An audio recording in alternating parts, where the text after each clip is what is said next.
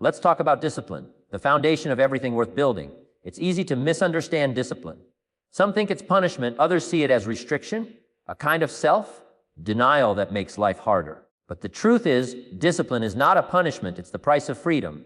It's the bridge that carries you from your dreams to your destiny. And the longer you delay crossing it, the longer you remain stuck on the side of potential instead of achievement. See, the undisciplined person lives by emotion, not intention. They wake up when they feel like it, work when it's convenient, quit when it's uncomfortable. But life doesn't reward convenience. It rewards consistency. It's not about what you do once in a while. It's about what you do every single day, especially when you don't feel like it. That's where the real character is shaped. Discipline is the invisible architect behind every successful life. You may not see it, but it's always there. Quietly organizing, structuring, refining. It's the unseen hand guiding every achievement, every mastery, every transformation. People often look at the results, the business empire, the physique, the skill, the wealth, and they admire the outcome, but they rarely study the process. They forget that success is never spontaneous combustion. It's the slow burn of disciplined effort over time. Now, discipline is not something you're born with. No one comes into this world automatically self-controlled. It's a habit you build, a muscle you train. It's not about willpower. It's about pattern. You build it like you build strength, one repetition at a time. Each time you say no to distraction, you grow stronger. Each time you say yes to purpose, you gain control. Over time, your choices shape your character, and your character shapes your destiny. But let's be honest, discipline is uncomfortable. It demands that you say no when your emotions say yes. It asks you to work when your mind screams for rest, to focus when everything around you invites distraction. And yet, the discomfort of discipline is always less than the pain of regret. You can suffer now through growth or suffer later through loss. Either way, there's a price. The wise choose the price of discipline because it's the only one that leads to freedom. I often say discipline weighs ounces, regret weighs tons. The pain of doing what you must last for a moment, the pain of wishing you had last for a lifetime. Think about it. Every area of life, your health, your relationships, your finances, your personal growth, demands discipline. Neglect it and things decay. Nurture it and things flourish. It's a universal law. Anything left unmanaged moves toward disorder. Discipline is the force that keeps order in a chaotic world. And here's the beauty of it: the more you practice discipline, the less effort it takes. What was once hard becomes habit. What was once uncomfortable becomes natural. That's the real payoff of self-control. It eventually becomes automatic. You no longer wrestle with every choice because your identity has shifted. You've become the kind of person who simply does what needs to be done. Now, I want you to think of discipline as a form of self-respect. When you keep promises to yourself, you build trust within. You begin to believe your own word again. Every time you follow through, even in small things, you send a message to your subconscious. I am reliable. I do what I say. That's how confidence is built, not from talking, but from doing. And once you trust yourself, you don't need the world's approval. You move with quiet conviction, knowing that your effort is its own validation. Discipline also protects your time. Without it, the hours slip away to meaningless distractions. But with it, time becomes your ally. You stop being a victim of urgency and start being a master of priority. That's the real freedom. Knowing that you're in control of your days instead of being controlled by them. You see, life will always test your discipline. Every delay, every temptation, every challenge is a mirror reflecting how much command you have over yourself. The question isn't whether life will test you. It's whether you're ready for the test. Because here's the truth. Success doesn't go to the smartest or the luckiest. It goes to the most disciplined. Discipline means doing what's right, not what's easy. It means sticking to your plan when the mood fades. It means trading short-term comfort for long-term fulfillment. And that's why it's so rare, because most people want results without responsibility. They want progress without persistence. But the universe doesn't work that way. It rewards those who are willing to pay the full price, in full, every single day. So start small, but start. Pick one thing in your life that's been waiting for discipline. A habit you've avoided, a goal you've postponed, and make it your first victory. Don't wait for the right mood, it may never come. Action creates feeling, not the other way around. The moment you act, your mind aligns with your movement. And soon enough, you'll realize that discipline isn't the enemy, it's the path.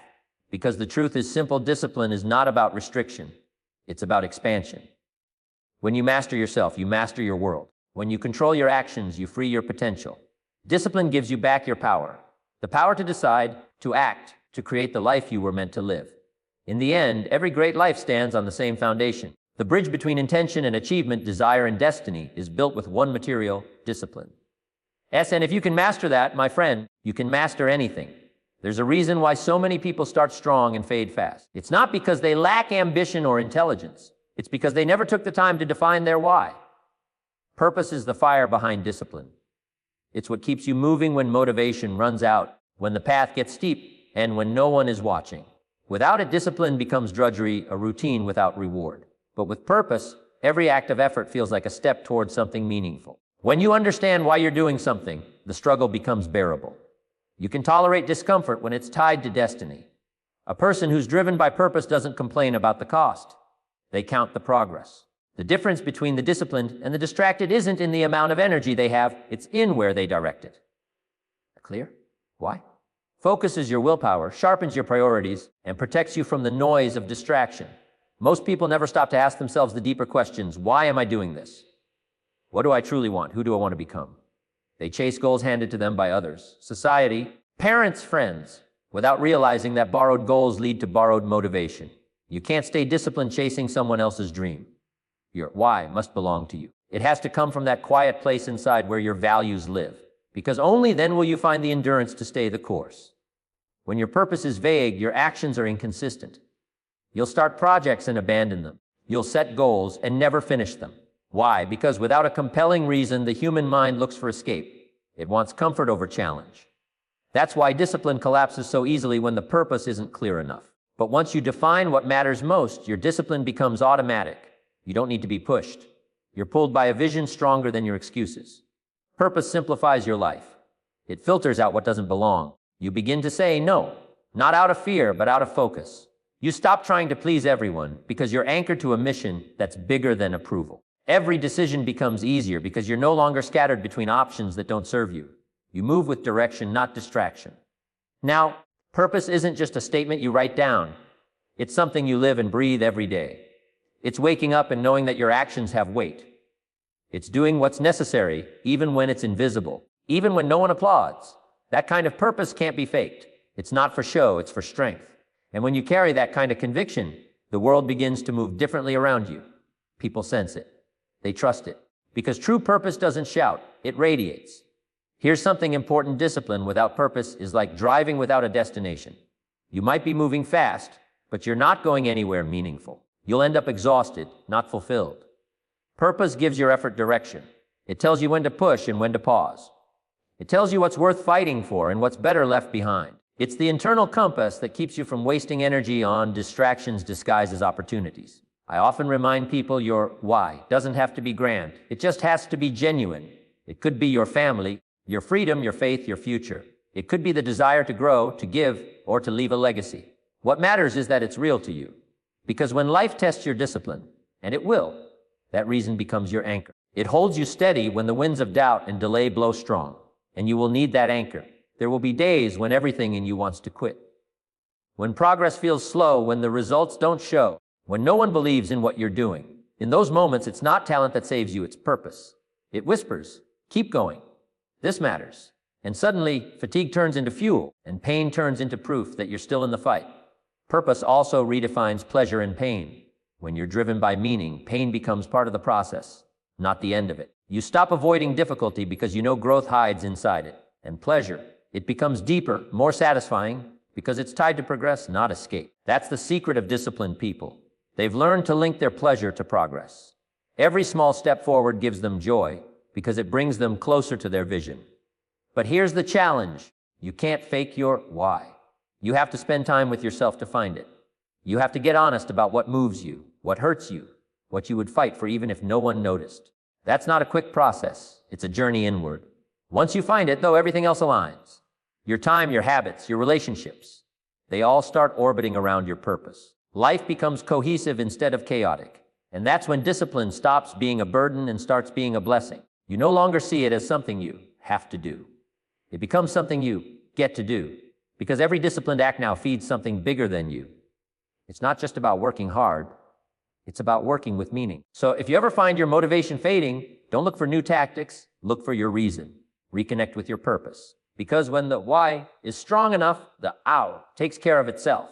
Discipline is the body, but purpose is the soul. And without the soul, the body cannot move. We often think of discipline as this massive, mountain-moving force, something that requires extraordinary willpower or superhuman resolve.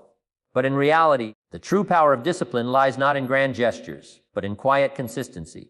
It's the art of doing small things well, repeatedly, until they build into something great. Most people overestimate what they can do in a day and underestimate what they can do in a year, or even a decade, of steady, intentional effort. That's why I always say, don't chase perfection, build consistency. Think about nature. The river doesn't carve the rock in one day, it shapes it over time through constant, patient flow. In the same way, your small daily actions are shaping the architecture of your life. Whether you realize it or not, every decision you make, every habit you keep, every routine you repeat, they're all quietly writing your future. The question is, are they shaping it toward your purpose or away from it? Discipline doesn't demand that you move mountains overnight. It simply asks you to move a stone every day. That's how big goals are achieved. One act of commitment at a time. The problem is, most people quit too soon. They want results faster than reality allows. And when the progress isn't immediate, they lose heart. But life doesn't reward the impatient. It rewards the persistent. The real magic happens in the long, unglamorous middle. The part where it's no longer exciting, where no one's clapping, where progress is invisible. That's where character is forged. You see, the human brain is wired to love novelty. It craves the thrill of starting something new, the rush of possibility.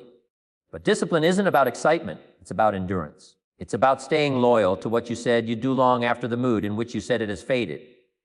That's the real test of maturity. To keep your word to yourself even when no one's watching, even when it's not fun anymore. The disciplined person doesn't depend on motivation, they depend on systems. They build habits that remove decision fatigue. They set routines that make success automatic, because every time you have to decide whether or not to do the right thing, emotion has the chance to interfere. But when your habits are strong, your behavior becomes effortless. The secret is not to rely on willpower, but to design your life so that doing the right thing becomes the path of least resistance. Start small. Too many people try to change everything at once, and they end up changing nothing at all. Real transformation begins with one small, consistent action. You don't need to overhaul your entire life to build discipline. You just need to win the first hour of your day. You just need to keep one promise to yourself. Maybe it's waking up earlier. Maybe it's exercising for 10 minutes. Maybe it's reading one page a day. Whatever it is, make it small enough to start, but meaningful enough to matter. Then repeat it. Every single day. Consistency compounds. Every repetition strengthens the neural pathways in your brain that make habits automatic. Each time you follow through, you're not just getting the task done. You're rewiring your identity. You're teaching yourself, I am the kind of person who follows through. That's how discipline moves from being something you do to becoming who you are. It's not about forcing yourself to act. It's about becoming the person for whom action is natural. And here's the truth. You won't always see immediate results. In fact, at first, you'll see nothing. You'll feel like you're pouring effort into a void. But that's how growth works. The roots always grow before the fruits appear. Just because you can't see progress doesn't mean it isn't happening. Invisible progress is still progress. You can't microwave mastery, you have to marinate in it. I often remind people that discipline is like planting seeds. You don't plant today and harvest tomorrow. You plant, water, nurture, and you wait. You show up every day, even when nothing seems to be happening. Then one day suddenly it blossoms. But the growth didn't happen suddenly. The results appeared suddenly. The growth was happening all along, beneath the surface, where only discipline could reach. Most people stop 3 feet from gold. They do the work for a while, see no immediate payoff, and conclude it isn't working. But it's not that the method failed, it's that they stopped too early. Consistency requires faith. Faith that your effort is not in vain. Faith that the process is working even when the outcome hasn't yet appeared. Discipline also teaches you patience. You learn to find joy in the process, not just the reward. You learn to celebrate progress, not perfection. You realize that the beauty of discipline is not just in reaching the goal, but in who you become along the way. Each small victory builds confidence. Each completed task strengthens your integrity. And over time, those small wins create a massive shift in how you see yourself and what you believe you're capable of. Remember, this excellence is not an act, it's a habit. You don't become disciplined after one great effort. You become disciplined after 1,000 small ones. Every day that you choose consistency over comfort, you're building momentum. And momentum, once created, is hard to stop. So if you want to master discipline, don't start by trying to change your whole life. Start by mastering the next moment. Do the thing you said you'd do, even if it's small. Because the person who can keep small promises can be trusted with great ones. That's how you earn self-respect, and that's how you earn results. Small wins stacked daily create unstoppable momentum.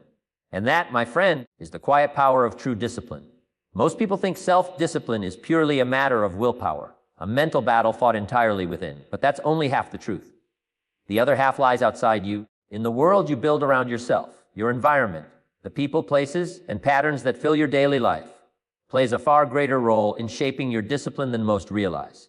In fact, it's often the environment, not your motivation, that decides whether you rise or fall. See, your surroundings are constantly whispering to you. Every object, every sound, every person carries an influence. It either pulls you closer to your goals or pushes you further away. The disciplined mind knows this and designs its environment deliberately. Because willpower is a limited resource.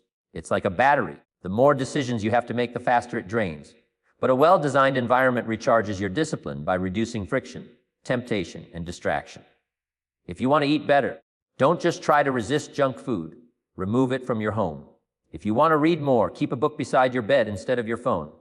If you want to wake up earlier, place your alarm clock across the room so you have to get up to turn it off. Simple changes, powerful results. You don't need to fight your environment.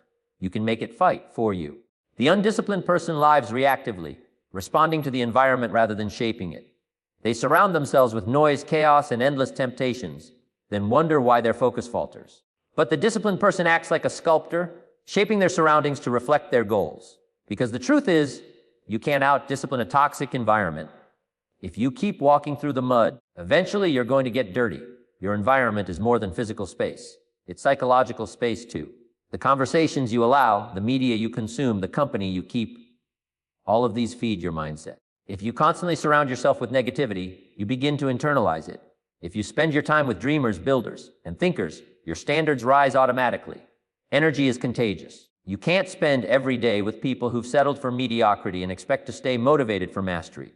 Jim Rohn often said, "You are the average of the 5 people you spend the most time with." That statement isn't just poetic.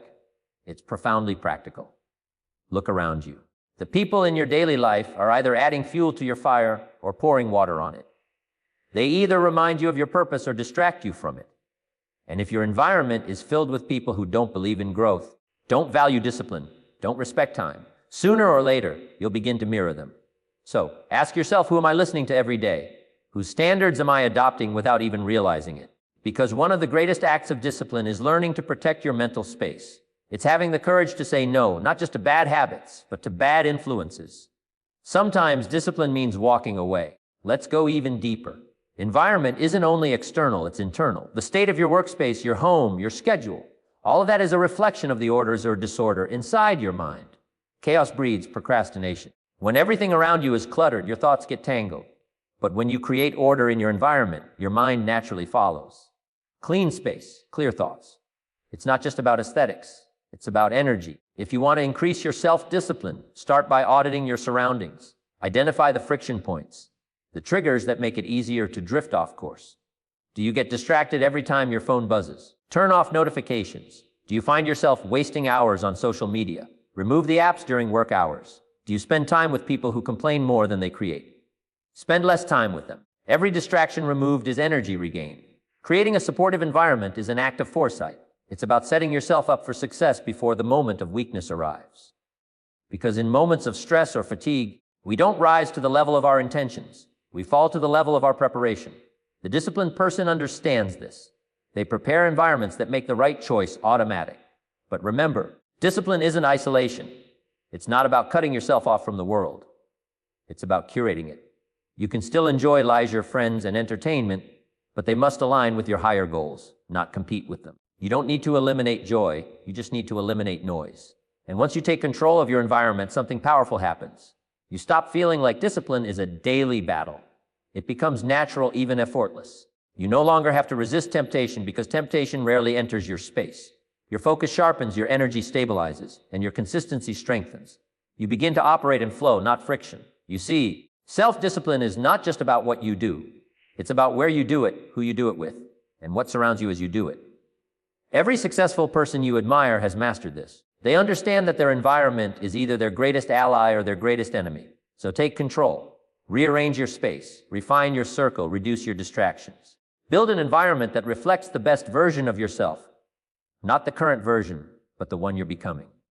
Because when your surroundings support your standards, discipline stops being a struggle and starts being a lifestyle. You don't have to fight your environment. You can design it. And when you do, discipline becomes inevitable. Human behavior is built upon two invisible forces, pain and pleasure. Every decision we make, every habit we form, and every action we take is influenced by these two motivators. We seek to avoid pain and pursue pleasure. It's wired into our biology. But the difference between those who master themselves and those who are mastered by life lies in how they interpret and direct these forces. The disciplined person learns not to escape pain, but to understand it. They learn not to chase pleasure blindly, but to channel it toward growth. Most people let pain and pleasure control them like puppets. When something feels uncomfortable, they stop. When something feels good, they continue, even if it leads nowhere. But mastery begins when you reverse that relationship.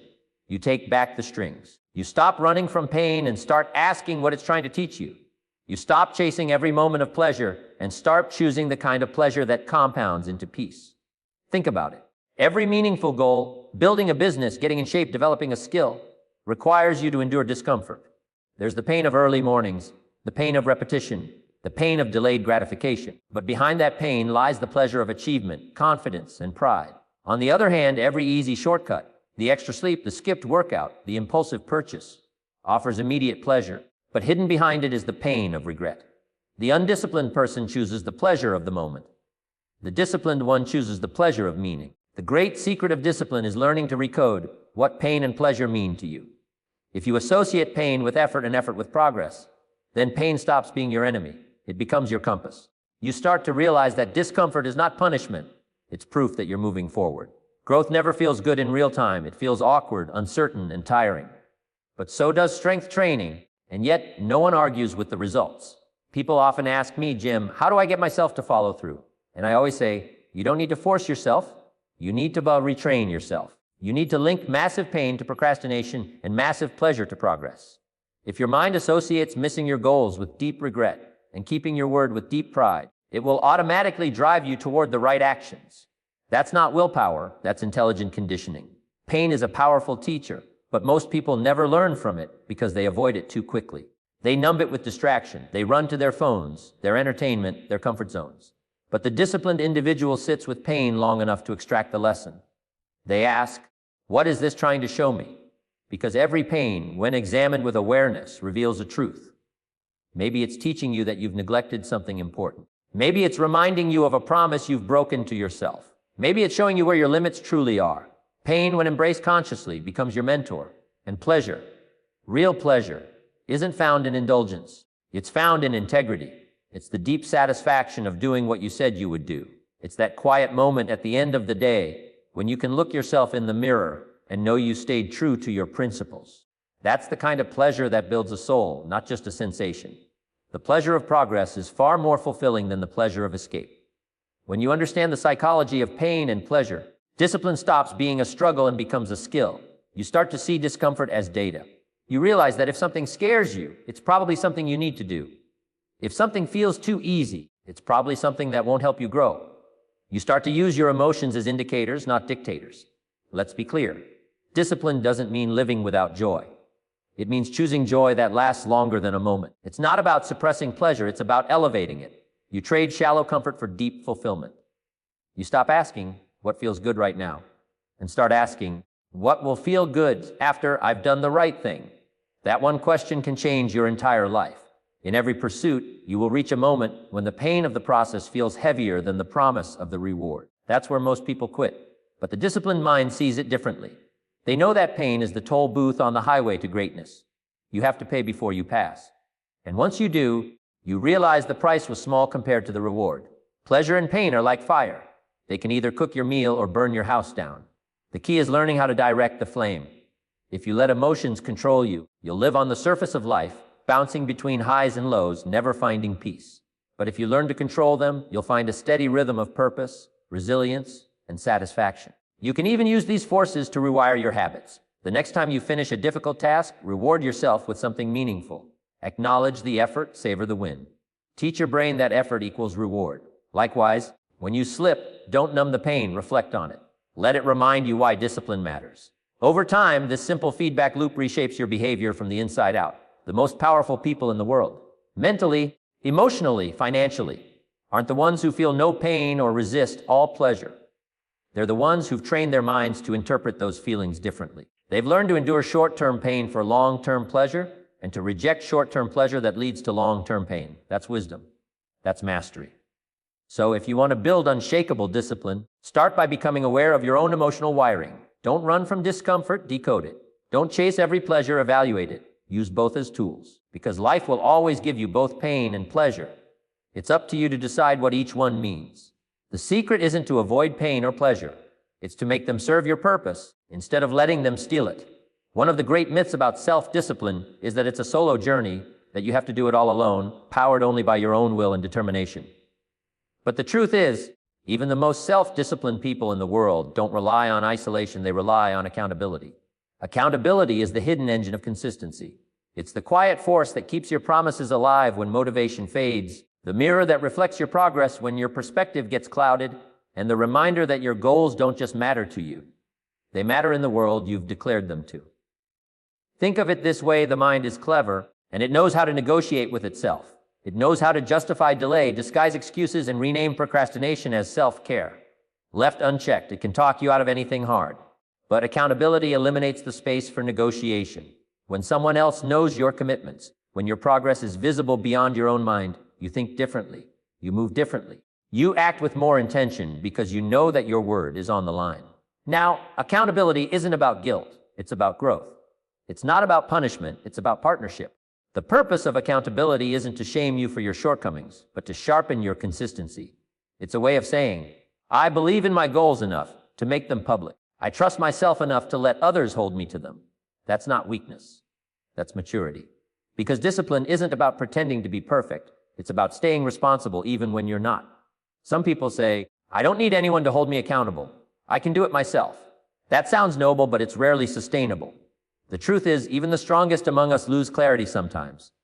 Even the most driven people get tired, distracted, or discouraged. Accountability acts as a safeguard for those moments. It keeps the vision alive when emotion fluctuates. You don't need someone to carry your goals for you.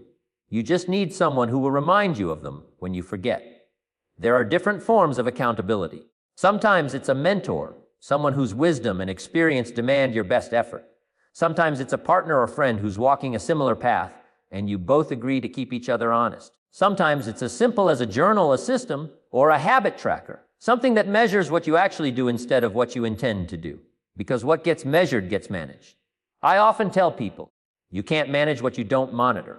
Without feedback, your mind creates illusions. You think you're doing better than you are. But when you track your habits, when you measure your actions, when you record your days with honesty, you confront reality. And that confrontation is powerful. It reveals your patterns, your strengths, your weaknesses. It gives you data you can improve upon. Accountability transforms vague goals into visible progress. Let's talk about the deeper reason accountability works. Human beings are social creatures. We thrive on connection, recognition, and integrity. When we tell someone we'll do something, our subconscious records that promise not just as a personal goal, but as a social contract. Breaking it doesn't just disappoint us. It violates something deeper, our sense of identity and honor. That's why keeping promises to others is often easier than keeping them to ourselves. We don't want to be seen as unreliable. So, accountability leverages that natural instinct for consistency and turns it into fuel for discipline. But the goal isn't to depend on others forever. It's to use accountability as scaffolding until the structure of self-discipline is strong enough to stand on its own. Over time, external accountability becomes internal accountability. The same standards others once held you to become the standards you hold yourself to. You begin to hear that voice of responsibility inside your own head. You don't need reminders anymore because integrity has become instinct. That's how real discipline matures. The best accountability relationships are built on honesty, not judgment. You don't need cheerleaders who let you off the hook or critics who crush your confidence. You need truth tellers, people who love you enough to be honest and respect you enough to expect more. A good accountability partner doesn't say, "It's okay, you tried." They say, "You can do better and I know you will." That kind of support doesn't just keep you disciplined, it builds character. But accountability isn't limited to people. Systems can hold you accountable too. Setting deadlines, scheduling tasks, creating routines. All of these act as external frameworks that keep your discipline alive. The disciplined person doesn't rely on feeling ready, they rely on structure. They don't wait for the mood. They create the conditions. Your calendar, your checklist, your metrics. These are your silent mentors. They don't care about your excuses, and that's precisely why they work. Now, there's a beautiful paradox here. Accountability begins as something external, but its real goal is to build internal strength. It's like training wheels. At first, you need them to stay balanced, but as you grow, your confidence builds. You stop needing the reminder because your standards have become self-imposed. You no longer ask, who's watching? Because you know the answer, you are. That's when discipline becomes complete. The disciplined life is not a lonely one. It's built in connection, with people, with purpose, with systems that keep you aligned. Accountability doesn't make you weaker, it makes you more reliable, more self-aware, more consistent. It transforms vague ambition into measurable action. So, find your accountability. Declare your goals out loud, track your habits, invite honest feedback, create systems that force progress even on your worst days. Because success doesn't belong to those who never stumble. It belongs to those who never stop showing up, and accountability is what keeps you showing up. Discipline starts with you, but it's sustained by accountability. And the day you embrace that truth is the day your consistency becomes unstoppable. The final, and perhaps most overlooked, element of mastering self-discipline is learning to honor rest and recovery. This may sound counterintuitive at first. After all, discipline is about doing, persisting, pushing through, right? But here's the deeper truth. Mind and body that never rest eventually rebuild. The undisciplined collapse doesn't come from laziness. It often comes from exhaustion.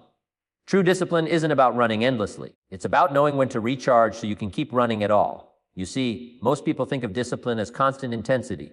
Waking up at 5 a.m., grinding late into the night, always on.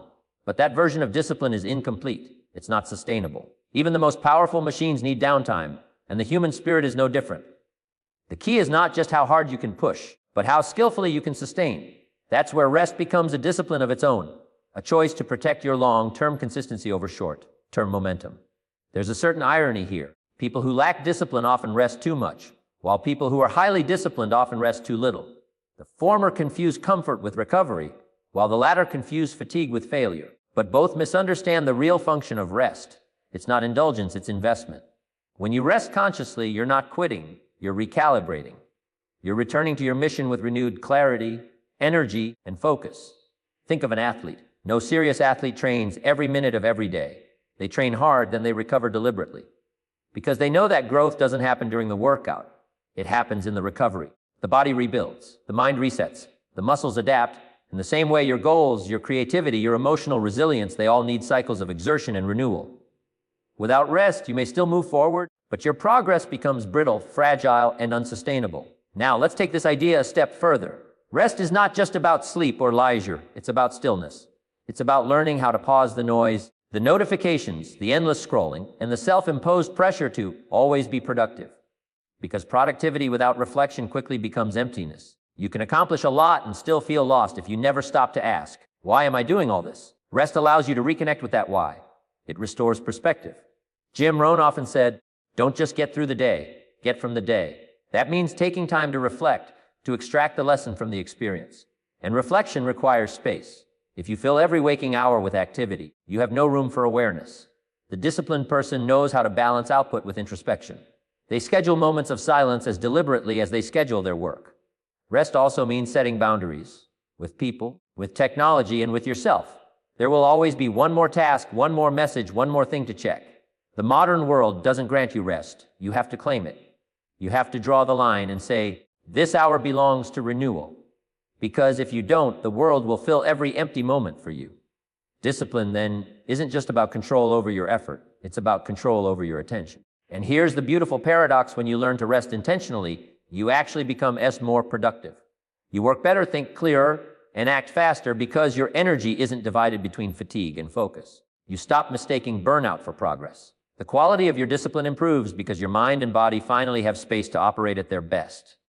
Another layer to this truth is emotional recovery. Self-discipline requires emotional energy, patience, willpower, focus. But emotions, like muscles, get depleted. You can't just push through frustration and disappointment indefinitely. You need to recharge emotionally, too, by spending time in nature, connecting with people who uplift you, engaging in activities that nourish rather than drain you. This isn't weakness, it's wisdom. It's the understanding that sustainability is strength. When you integrate rest into your discipline, you move from rigidity to rhythm. Rigidity says never stop. Rhythm says push, then pause. Rigidity burns out, rhythm builds endurance. The disciplined life isn't a straight line. It's a pulse, a steady alternation between effort and recovery. That's how you stay consistent, not just for days or months, but for decades. And here's something to remember. Rest doesn't just serve your goals, it serves your character. It teaches humility. It reminds you that you are human, not a machine. It softens the ego that believes success comes only from endless effort. It teaches you gratitude for small things, a deep breath, a quiet walk, a moment of peace. Because when you learn to rest with awareness, you begin to see that peace itself as power. So the next time you feel the urge to grind harder, ask yourself, am I building momentum or burning energy? Am I resting because I'm weak or resting because I'm wise?